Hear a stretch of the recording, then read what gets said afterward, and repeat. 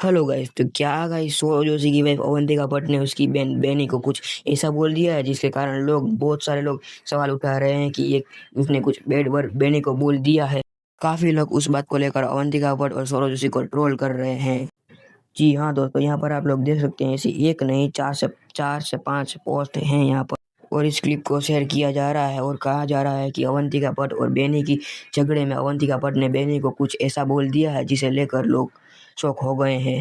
अवंतिका भट्ट ने लड़ाई लड़ाई में बेनी को कुछ ऐसा वर्ड बोल दिया है जिसे लेकर बहुत लोग सोशल मीडिया को इस क्लिप को वायरल कर रहे हैं। अवंतिका भट्ट ने ऐसा क्या बोला है, चलिए मैं आप लोगों को दिखाता हूँ इस क्लिप को। की जगह पर खड़े हैं, कर ही नहीं कुछ है ही नहीं इसमें, दम पहन के चश्मे को डाल देती सीधे। अरे सच में डाल दिया रे चश्मा। मेरा नहीं, मेरा नहीं, मेरा नहीं।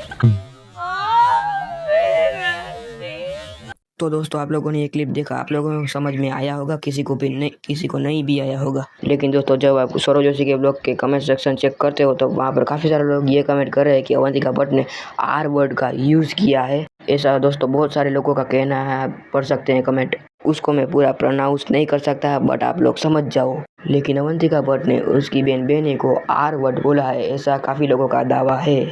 यानी कि हम लोग क्लिप को देखते हैं तो हमें कहीं से भी ऐसा नहीं लग रहा है कि अवंतिका भट्ट ने कुछ ऐसा बैड वर्ड बोला है।